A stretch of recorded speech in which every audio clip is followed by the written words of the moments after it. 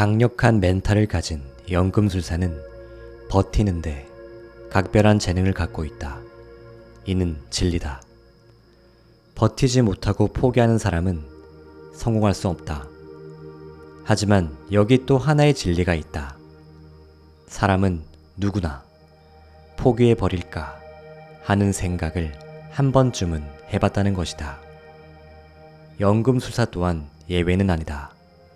따라서 포기해버릴까 하는 유혹에 빠지는 것은 인간이라면 지극히 당연한 일이다. 자책할 필요도, 죄책감을 가질 필요도 없다. 당혹스럽거나 깜짝 놀랄 일도 아니다. 유혹에 빠지는 것, 망설이고 주저하는 것은 인간의 본성이다. 질문을 해보자. 당신은 언제 포기를 고민하는가? 처음에 품었던 기대치와 다른 상황에 놓일 때일 것이다. 그래서 몹시 실망스러울 때일 것이다. 모든 일이 더 빨리, 더 쉽게, 더 멋지게 진행되지 않을 때일 것이다. 곰곰이 생각해보면 지금껏 당신이 포기해온 것들은 모두 이와 똑같은 패턴을 갖고 있을 것이다. 강력한 리더십의 소유자였던 윈스턴 처칠은 이렇게 말했다. 절대, 절대, 절대 포기하지 마라. 유감스럽게도 처칠의 이 유명하고도 열정적인 권유는 더 이상 21세기를 살아가는 우리의 가슴을 뜨겁게 달구지 못하는 것 같다. 무조건 포기하지 말라는 외침보다는 내가 만났던 연금술사들의 다음과 같은 제안이 포기의 유혹을 무력화하는데 더 큰 도움이 될 것 같다. 버텨라. 그러면 기회가 찾아올 것이다. 세상에서 가장 어려운 일이 무엇일까? 이기는 것이다. 좀 더 정확히 말하면 예상대로 착착 진행되고 맞아떨어져 쉽게 이기는 것이다. 세상에 이보다 더 어려운 일이 있을까? 그래서 우리는 대부분 중도에 포기하고 주저앉는다. 분명 버티기는 포기보다 어렵다. 하지만 쉽게 이기는 것보다는 쉽다. 나아가 쉽고 빠르게 이긴 사람보다 버티면서 기회를 얻어 이긴 사람이 세상에 몇만 배는 더 많다. 성공한 셀럽들을 보라. 그들은 대부분 길고 긴 무명의 시간을 버텨낸 사람이다. 전 세계에서 1000만 부 이상 판매된 나의 첫 책도 처음에는 57군데 출판사에서 거절을 당했다. 그 거절을 버티지 못했다면 나는 작가로서 아무런 명예도 얻지 못했을 것이다. 마침내 승리해 인터뷰나 수상소감을 전하는 사람들의 80%는 파란만장한 시간을 버텨낸 감격의 눈물을 보인다. 연금술사들은 말한다. 버티는 데 성공하는 것. 이것이 성공의 정의이고 진정한 승리다. 나는 지금 당신이 어떤 상황에 처해 있는지 알지 못한다. 어쩌면 당신은 포기하기 직전에 마지막으로 이 책을 집어들었을 수도 있다. 진심을 다해 당부한다. 버텨라. 포기하고 무대 뒤로 사라지면 다시는 무대에 설 기회를 얻을 수 없다. 이기려고 애쓰지 마라. 버티는 데 집중하라. 버티면 힘이 붙는다. 여기서 포기할 것인가를 대신해 여기서 어떻게 더 버틸 것인가를 생각하라. 그것이 현명한 사람의 선택이다. 포기를 고민하는 것은 당신에게 상처를 주고 버티기를 궁리하는 것은 당신에게 답을 주기 때문이다. 자존감의 DNA를 일깨워라. 자신의 이야기를 들려준 코치는 이렇게 말했다. 내가 만일 그때 포기했더라면 지금 우리 두 사람은 여기에 앉아있지 못할 것일세. 설령 우리 둘이 어떻게든 만나 지금처럼 마주보고 앉았다 할지라도 내겐 자네를 도울 아무런 힘이 없었을 것이네. 우리가 포기하지 않고 버티게 해주는 힘이 있다. 바로 자존감이다. 어떤 일이나 프로젝트에 실패했을 때 우리는 자신을 지나치게 몰아붙이는 경향이 강하다. 실패한 프로젝트 때문이 아니라 너무 과한 자책 때문에 재기불능에 빠진다. 나는 묻고 싶다. 다시는 일어서지 못할 만큼의 실패가 우리 삶에서 일어나는가? 당연코 아니다. 주식 투자로 전 재산을 날린 사람이 스스로 목숨을 끊었다는 우울한 기사를 종종 접한다. 하지만 나는 그가 왜 극단적인 선택을 감행했는지 그 이유를 알 것 같다. 그는 전 재산을 날려서 목숨을 저버린 게 아닐 것이다. 처음부터 전 재산을 날릴 수도 있다는 사실을 알면서도 투자를 감행한 그는 하루하루 엄청난 두려움과 불안에 시달렸을 것이다. 그러다가 결국 파산이 현실이 되고 그는 파산 때문이 아니라 마침내 폭발한 두려움과 불안에 짓눌려 목숨을 버린 것이 아니라 목숨을 잃은 것일 것이다. 지금껏 내가 접한 수많은 사람의 경험담을 종합해보면 정녕 엄청나게 무모한 짓을 벌인 게 아닌 한 인간은 대부분 다시 일어선다. 우리는 우리가 생각하는 것보다 훨씬 회복력이 뛰어난 생물이다. 아무리 뛰어난 타자도 10번 중 7번은 삼진이나 범타에 그친다. 그럴 때마다 심한 자괴감에 빠진다면 그는 뛰어난 3할 타자가 될 수 없다. 뛰어난 농구 선수도 자유투 10개 중 2개는 놓친다. 그러니 자괴감에 빠질 이유가 없다. 인생의 마지막 날에 돌아보면 우리는 대부분 3할 타자요 80%의 성공률은 보유한 탁월한 슈터였음을 깨닫게 될 것이다. 승리와 패배는 삶에서 흔히 일어나는 일이다. 누누이 강조하지만 우리가 꼭 성공해야 하는 것은 버티기다. 포기하지 않고 버티는 한, 그래서 퇴장하지 않고 계속 인생이라는 경기장에 남아있는 한 우리는 3할을 치고 성공 확률 80%에 달하는 슛을 던진다. 연금술사들은 말한다. 지구의 역사를 따져볼 때 인간이라는 존재 자체가 기적이다. 우리의 내면은 생존과 번영의 DNA가 다른 어떤 종보다 강력하게 각인되어 있다. 매일 자긍심과 자부심을 앞세워 살아도 짧은 것이 인생이다. 명심하라. 당신은 기적이다.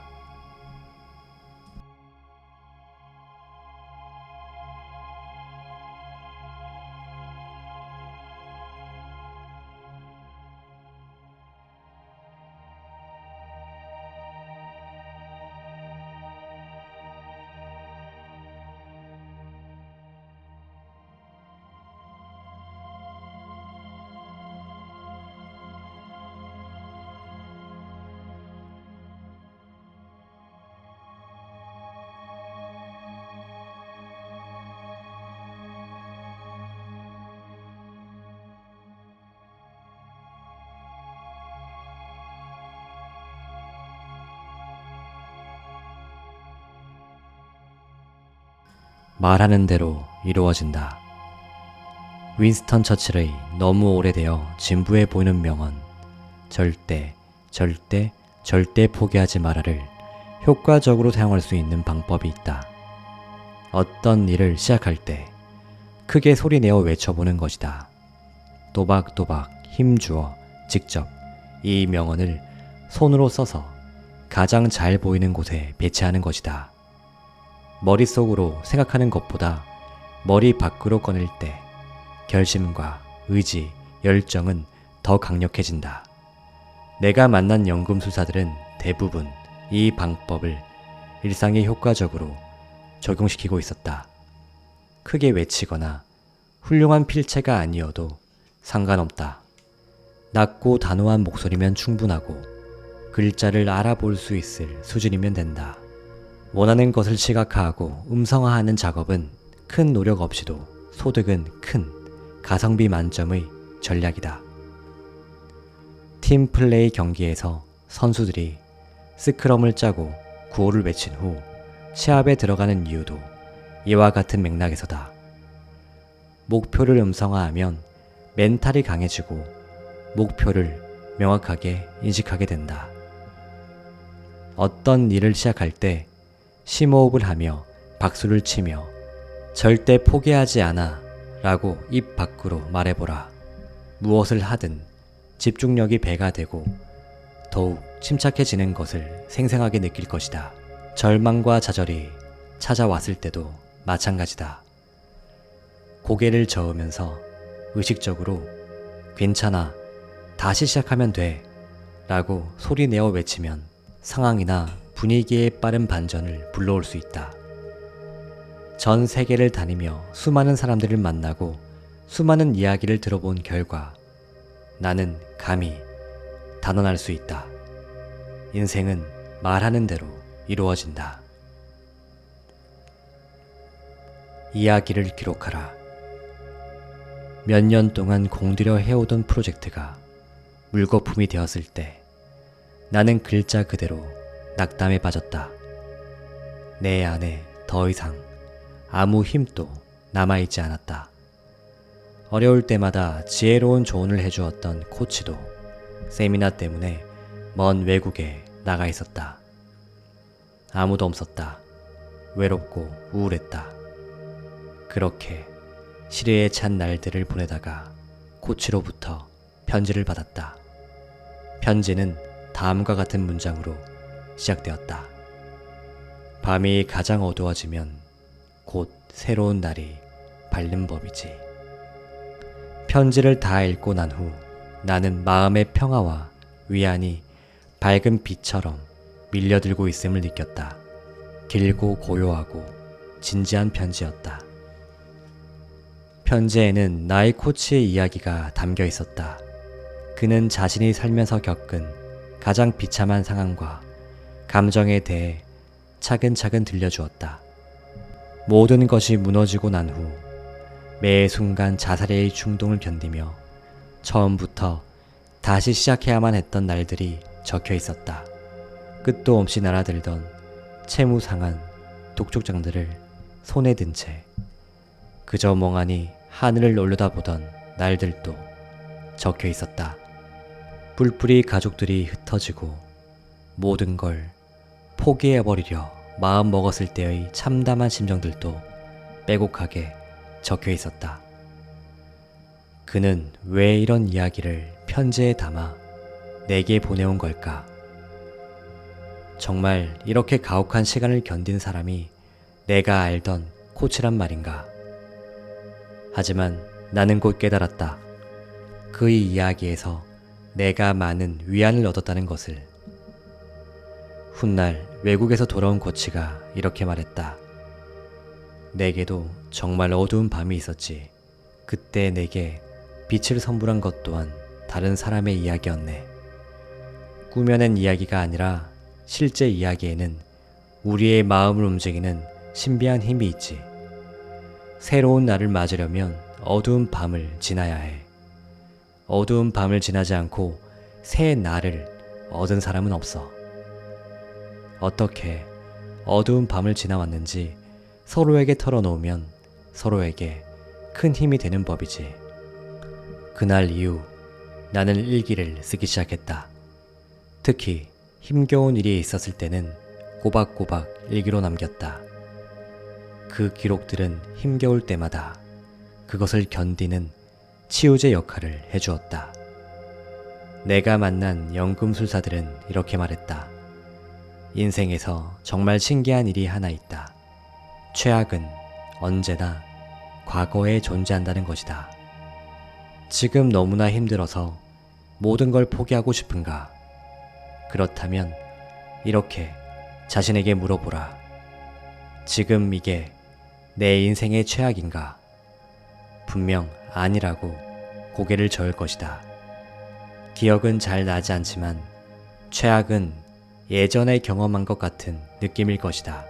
이유야 어쨌든 지금 당신이 힘겨운 게 최악은 아니다. 그러니 살라. 더 힘든 날도 당신은 지나왔으니 힘겨운 날들에 일어난 일들을 기록하라. 살아갈 용기와 힘을 선물 받을 것이다. 아는 것에서 힘을 얻어라. 두려움이나 걱정은 전기 스위치처럼 간단하게 껐다, 켰다를 할 수 없다. 도대체 두려움이란 무엇인가? 두려움이란 뭔가가 자신이 원하지 않는 형태로 진행되는 상상이다. 문제는 우리가 이 상상을 완전하게 밀어내기가 불가능하다는 것이다.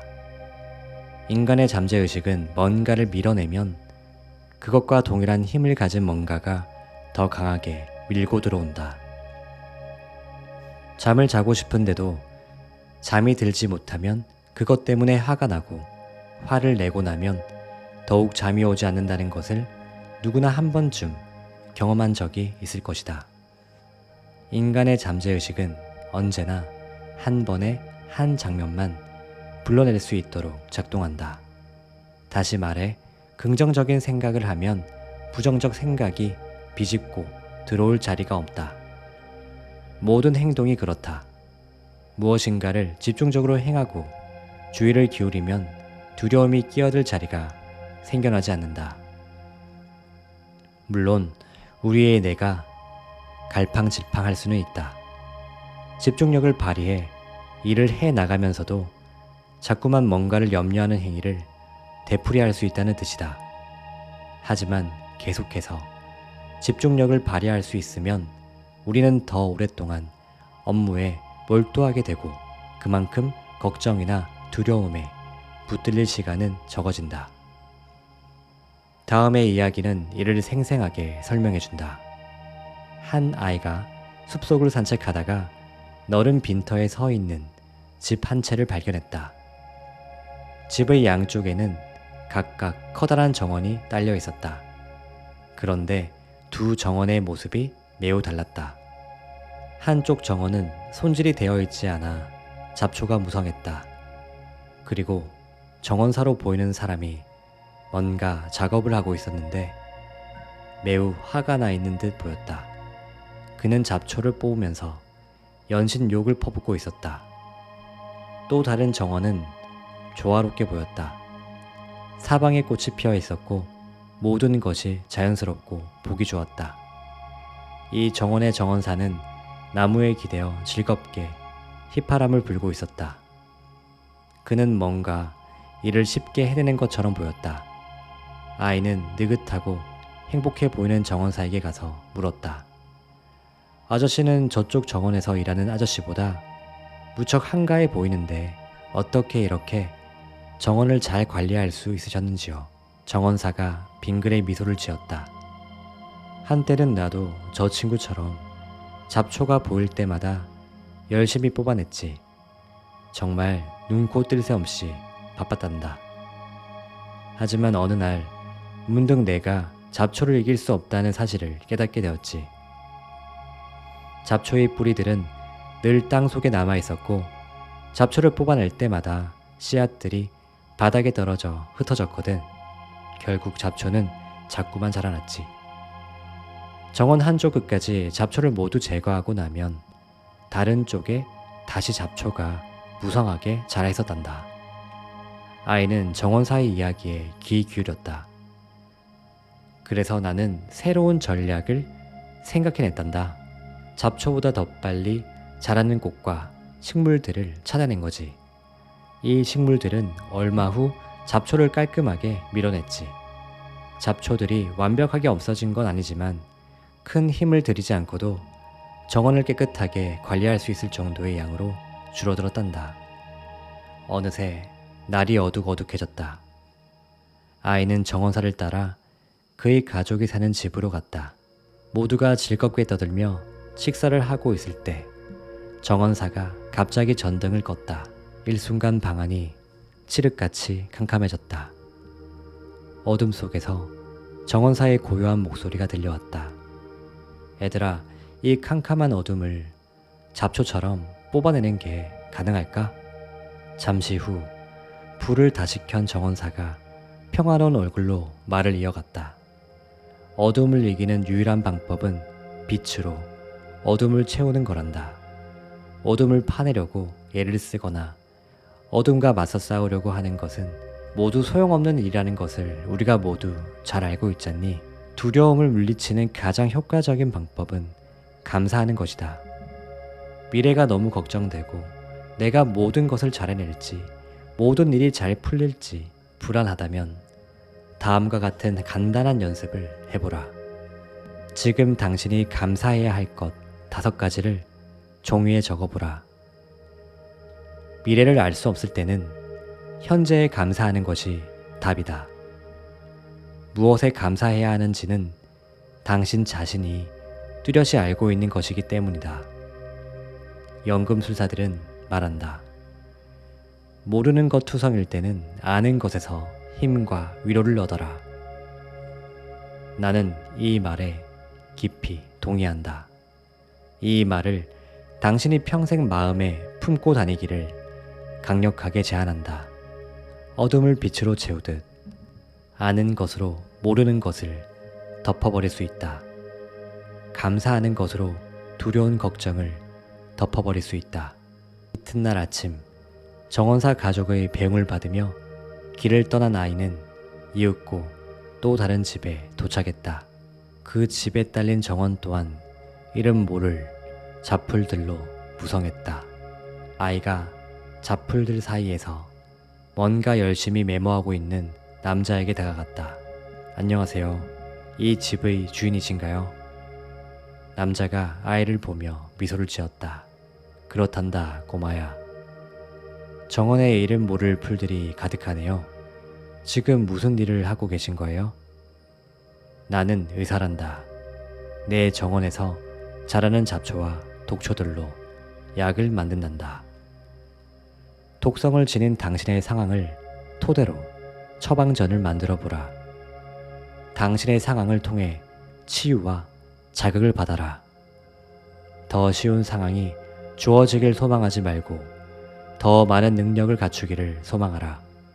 크고 작은 문제들이 사라지길 기도하지 말고 문제에 대처할 능력을 기를 수 있기를 기도하라.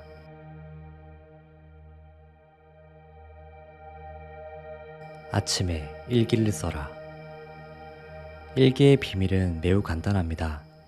일기는 우리를 삶 속에서 특정한 사건들에 좀 더 주의를 기울이도록 안내합니다. 그렇습니다. 우리는 특정한 사건을 기록함으로써 그 사건들을 더 오랫동안 간직합니다.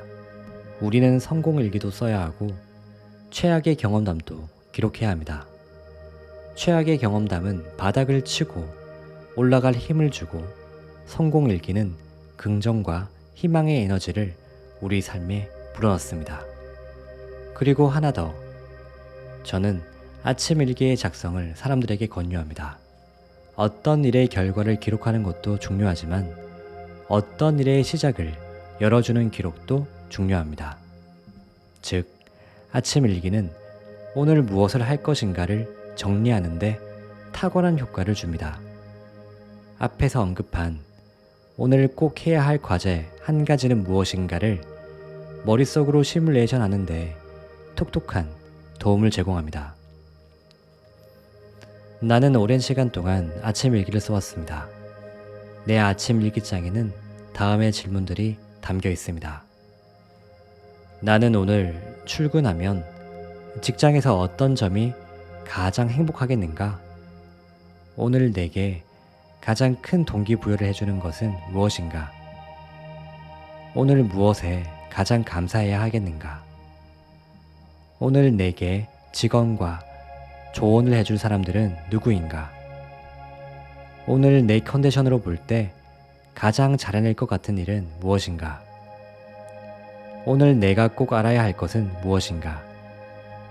오늘 두려움과 긴장을 유쾌하게 덜어줄 필살기는 무엇인가? 연금술사들은 말합니다. 긍정적인 사람은 타고난 성격 때문이 아닙니다. 우리가 긍정적인 사람이 될 것인지 부정적인 사람이 될 것인지는 오직 훈련과 습관에 달려 있습니다. 아침 일기는 길게 쓸 필요도 없고 질문들에 대한 답이 어제와 꼭 다를 필요도 없습니다. 그저 질문에 가볍게 답하다 보면 질문의 답처럼 생각하고 실행할 수 있는 컨디션이 만들어집니다. 우리의 뇌가 만들어내는 신비가 바로 여기에 있습니다. 뭔가 체계적인 생각이 머릿속에 형성되면 그것을 실행할 몸이 저절로 만들어집니다. 믿기지 않는다면 한 달만 아침 일기를 써보세요. 제 말이 거짓이 아니라는 사실을 분명하게 알게 될 것입니다. 아침 일기는 실행에 초점을 맞추도록 우리를 유도합니다.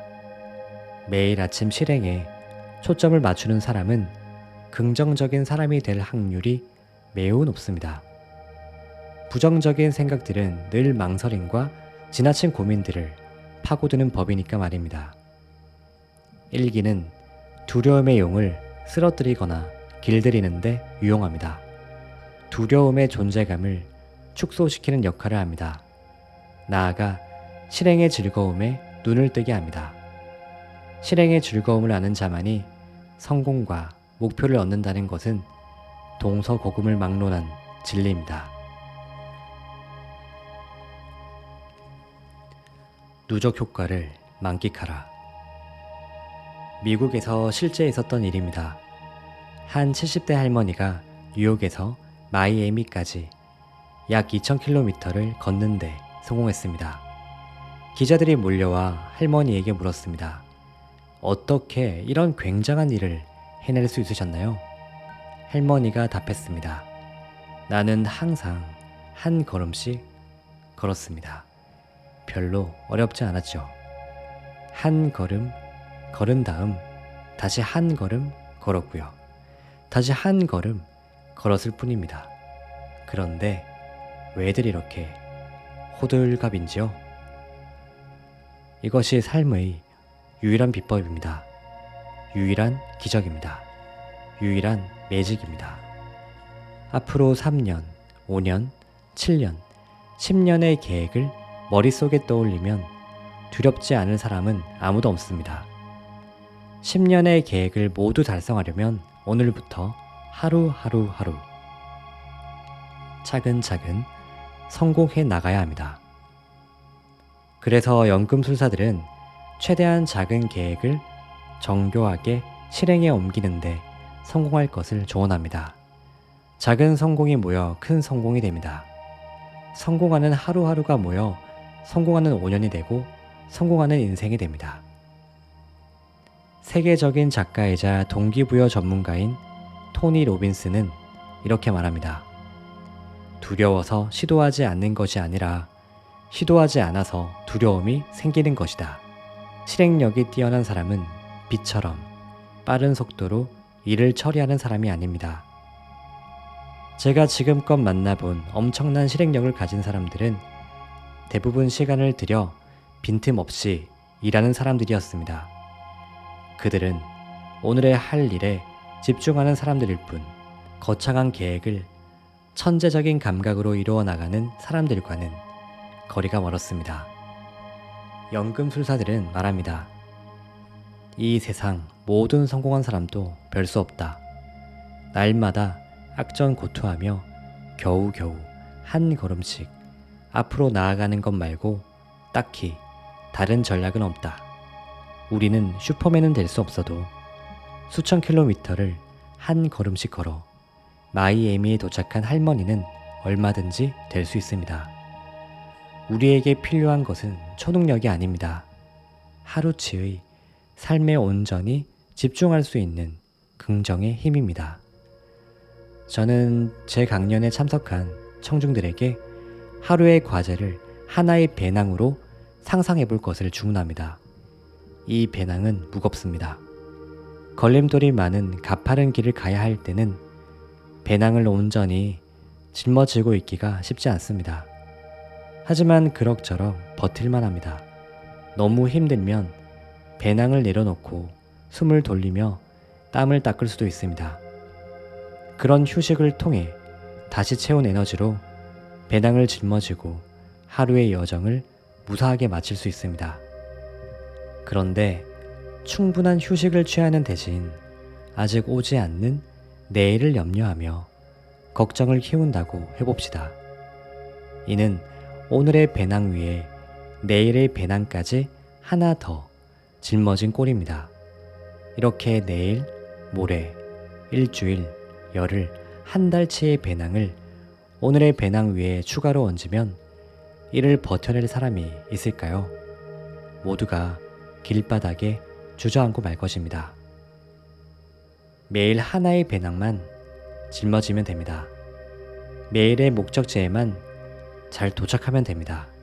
그러면 한 걸음씩 걷는 것에 성공한 할머니의 놀라운 성과를 당신의 것으로 만들 수 있습니다. 오늘의 배낭만을 짊어지고 싶다면 아침에 눈을 떴을 때 스스로에게 이렇게 물어야 합니다. 오늘 꼭 해야 할 과제 한 가지는 무엇인가? 가장 중요한 한 가지 일을 해결하고 나면 다른 일들의 결과가 부진했다 하더라도 저녁 때 반드시 기분 좋게 돌아오게 될 것입니다. 매일 이 질문을 자신에게 던져보세요.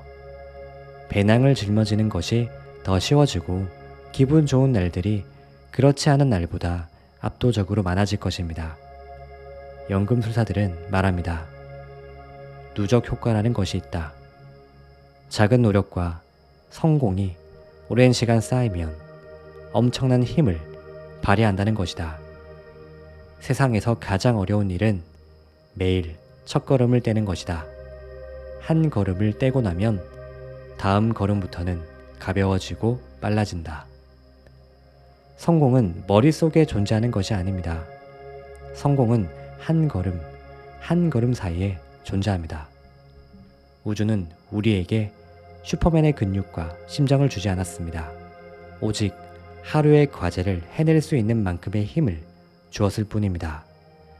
주어진 힘으로 강철 같은 근육과 탄탄한 심장을 만들어내는 것은 오롯이 우리의 몫입니다.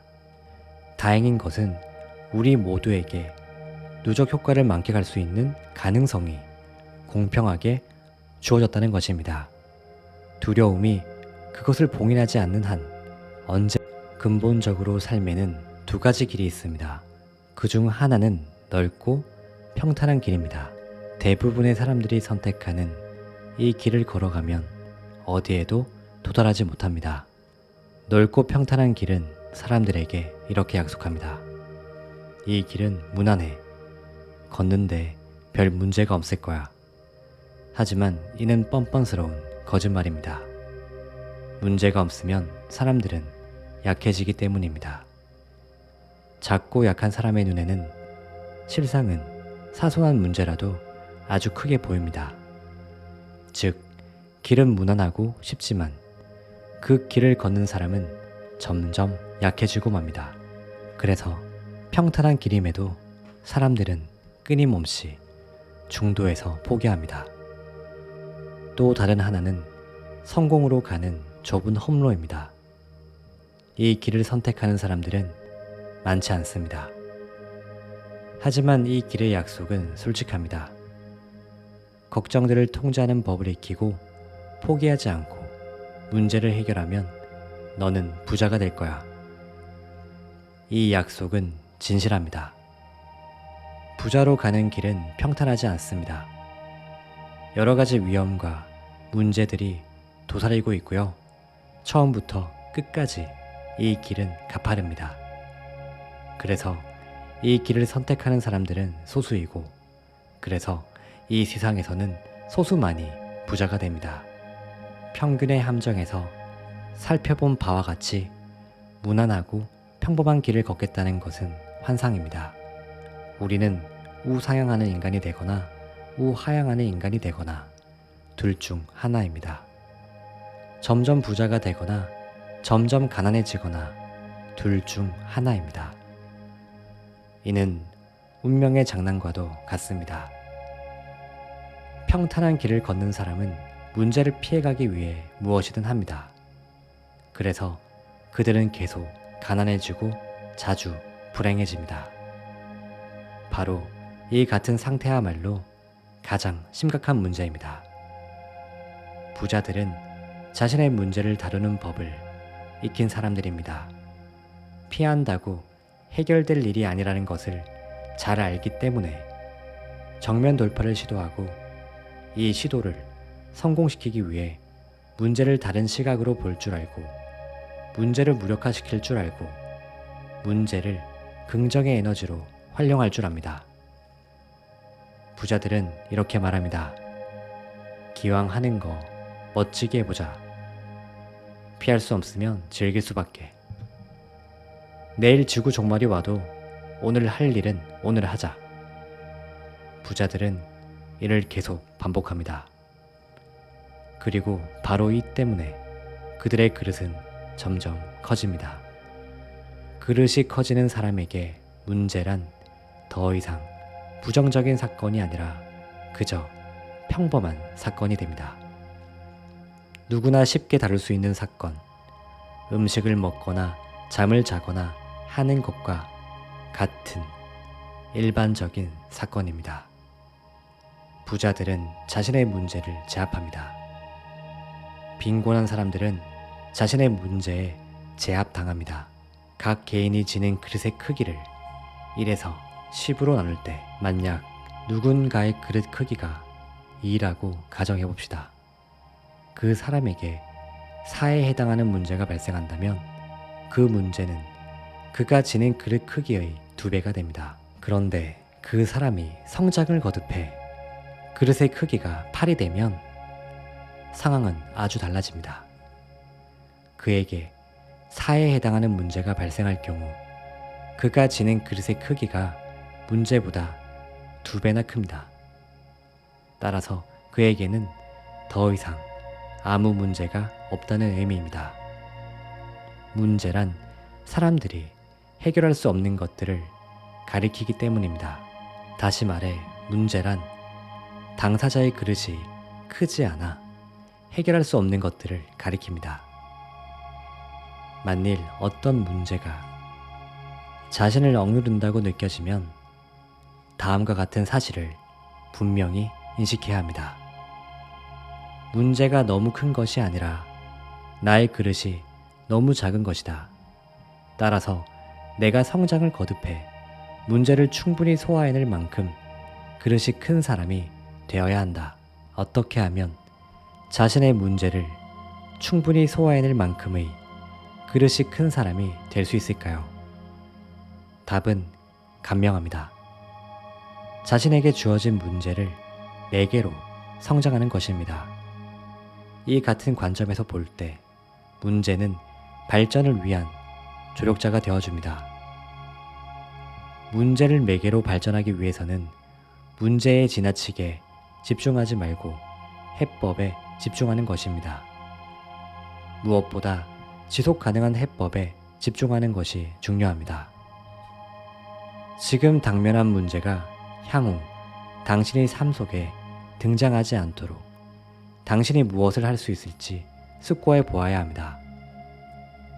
당신이 원하는 변화는 언제나 문제 해결에서 출발합니다.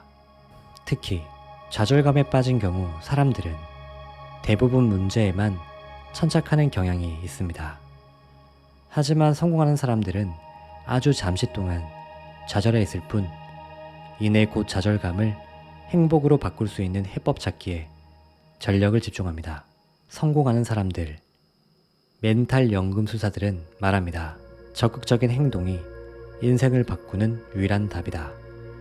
적극적으로 행동하면 문제가 사실은 문제처럼 보이는 것일 뿐 생각지 못했던 새로운 가능성과 기회라는 것을 알게 되고 여기에 매료된다. 해결해야 할 문제가 크면 클수록 당신의 그릇은 커집니다. 그리고 그만큼 벌어들이는 돈도 많아집니다.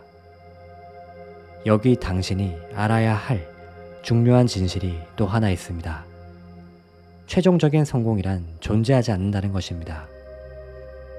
일정 수준의 재산을 벌어놓는다고 해서 이제 아무 걱정 없을 거라고 생각하는 사람들에게는 악몽이 닥칠 것입니다. 성공은 늘 이례적인 사건이며 지속될 수 있는 속성을 갖고 있지 않습니다. 다시 말해 성공은 언제나 가능태입니다. 완성태가 아닙니다. 예를 들어 로또 복권 당첨자들은 자신이 소화해내기에는 너무 큰 문제와 갑자기 마주친 것입니다. 복권 당첨은 행운이라기보다는 해결해야 할 문제입니다. 하지만 감당하기엔 너무 큰 문제라 당첨자의 80%는 당첨금을 수령한 지 2년 안에 모두 날리고 맙니다. 아울러 그릇이 작은 사람은 실패를 만회할 기회를 얻는데도 실패합니다. 부자가 되고 싶은가요? 먼저 그릇을 키워야 합니다. 그릇이 클수록 그 안에 담기는 돈도 많아집니다. 그 누구도 예외 없이 자신이 갖고 있는 그릇의 크기만큼 돈을 법니다. 신의 선물을 기꺼이 받아라. 누구나 살면서 인내심을 시험받는다. 그 강도가 모두 똑같은 것은 아니지만 인내심은 중요한 성공 법칙들 중 하나다. 어쩌면 가장 중요한 것일 수도 있다. 실수를 하면 우리는 언제든 바로잡을 수 있다. 하지만 포기를 해버리면 그것으로 끝난다. 끝장이 난 것이다. 따라서 우리는 스스로를 무장해야 한다. 좌절을 견디고 계속할 수 있는 힘을 길러야 한다. 성공하는 사람들은 왜 힘든 일에 부딪혔을 때 이를 삶이 보내는 시그널이라고 여기는가? 왜 삶에 필요한 것들은 그냥 손쉽게 얻어지면 안 되는 것일까? 왜 사람들은 끊임없이 어려운 문제와 씨름해야 하는가? 답은 없다. 이것이 바로 삶의 미스터리다. 하지만 우리는 다음의 사실을 안다. 삶은 본래 이런 방식으로 작동한다. 인간의 뼈는 하중을 받아야 한다. 그렇지 않으면 뼈가 약해져서 가볍게 넘어졌을 뿐인데도 쉽게 부러지고 만다. 이 같은 사실은 무중력 상태에서 생활하는 우주인들의 사례에서도 알 수 있다.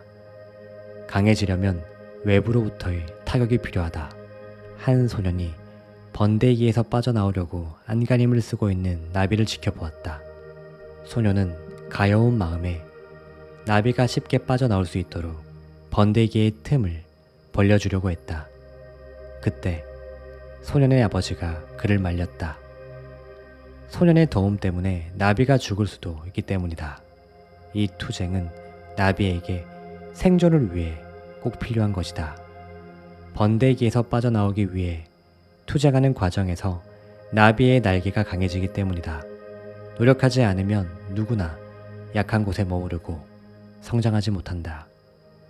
미국의 대통령을 지낸 에이브러햄 링컨은 이렇게 말했다. 누군가 스스로 해야 할 일이나 스스로 할 수 있는 일을 대신해주는 것은 그를 결코 도와주는 것이 아니다. 전쟁을 치르고 나서 대공황을 겪고 나서 전염병과 싸우고 나서 인류는 더 강해졌다. 이를 바꿔 말해보자. 그 어떤 전쟁도, 그 어떤 경기 침체도, 그 어떤 질병도 인류를 굴복시키지 못했다. 이 사실에서 우리는 무엇을 깨닫게 되는가? 신은 우리가 감당할 만큼의 시련을 줄 뿐이다. 그 시련을 감당하고 나면 우리는 더 강해진다. 즉, 신이 우리에게 준 시련은 축복과 선물의 다른 이름임을 명심해야 할 것이다. 인생은 계단을 오르는 일이다. 계단의 평평한 면에 서 있을 때는 그 자리에서 이런저런 노력을 한다. 그러다 보면 어느 날 갑자기 위로 올라가고 다시 평평한 면에 있게 된다. 다만 이전보다 한 단계 높아졌다는 차이가 있다. 이 평평한 면들은 그 자리에 서 있는 사람들이 다음 단계로 올라갈 수 있도록 준비를 시킨다. 각 계단은 저마다 다른 어려움이 있다. 이를 해결하지 못하면 절대 다음 계단으로 올라갈 수 없다. 지금 자신이 서 있는 단계의 어려움을 해결하지 못한 사람은 다음 단계로 올라갈 힘이 없기 때문이다. 당신은 패배를 피해갈 수 없다. 당신의 삶과 당신 주변에서 일어나는 여러 가지 일들도 당신의 한 부분이다. 당신은 타인을 바꿀 수도 자연 법칙을 바꿀 수도 없다. 대부분의 일 또한 당신이 바꿀 수는 없다. 바꾸려 해봤자 좌절감만 커진다. 당신이 바꿀 수 있는 유일한 것은 당신 자신, 그리고 당신이 맞닥뜨리는 어려운 일들의 크기뿐이다. 당신이 얼마나 훌륭한 아이디어를 갖고 있든, 얼마나 훌륭한 제품을 생산하든, 얼마나 훌륭한 서비스를 제공하든 상관없이 당신은 결코 완벽할 수 없다. 당신의 제품이나 아이디어를 거부할 사람은 늘 존재할 것이다. 그리고 당신에게는 항상 여러 가지 어려움이 있을 것이다. 당신이 접하게 될 실패와 도전은 당신에게 포기할 구실이 되어주거나 더 배우고 계속 나아갈 기회가 되어줄 것이다. 이런저런 어려움은 당신을 가로막는 장벽이 되거나 당신에게 다음 단계를 향해 나아갈 수 있는 힘을 더해줄 것이다. 선택은 오롯이 당신이 한다. 그렇다면 대안은 무엇일까? 당신이 적극적으로 더 멀리까지 발전해 갈수록 당신이 감당해야 하는 새로운 도전들의 수도 많아진다. 많은 사람들이 문제에 부딪히면 한결같이 피하려고만 하고 자신을 실망시키지 않을 수월한 일을 찾아 나선다. 하지만 성공하려면 반드시 이런 어려움들을 헤쳐나가야 한다. 어려움을 피하고자 다른 대안을 찾아 나선들 돌아오는 것은 좌절감뿐이다. 계단을 오를수록 어려움도 커진다는 말을 들으면 어떤 사람들은 그냥 지금의 단계에 머무르겠다고 고집한다. 하지만 인생은 이 또한 허락하지 않는다. 우리는 특정 단계에 머무를 수조차 없다. 현실에 영원히 안주할 수 있는 사람은 없다. 만일 이것이 가능하다면 우리는 옛서 한 계단 위로 오르지 않아도 된다. 지금 올라선 계단 위로 한 걸음도 오르고 싶지 않다면 계속 아래 계단으로 내려가야 한다는 사실도 받아들여야 한다. 우리는 안다. 지금보다 부유한 삶을 살지 못하는 것은 견뎌도 지금보다 못한 삶을 사는 것은 절대 견디지 못한다는 것을. 올라가는 것도 힘들고 내려가는 것도 힘들다면 선택은 쉬워진다. 올라가는 쪽을 선택하는 것이 죽기보다 싫은 추락과 하락보다는 100배 낫다. 이제 알겠는가? 만족보다는 도전을, 두려움보다는 용기를, 포기보다는 극복을, 안전보다는 모험을 선택하는 것이 100배는 쉽다.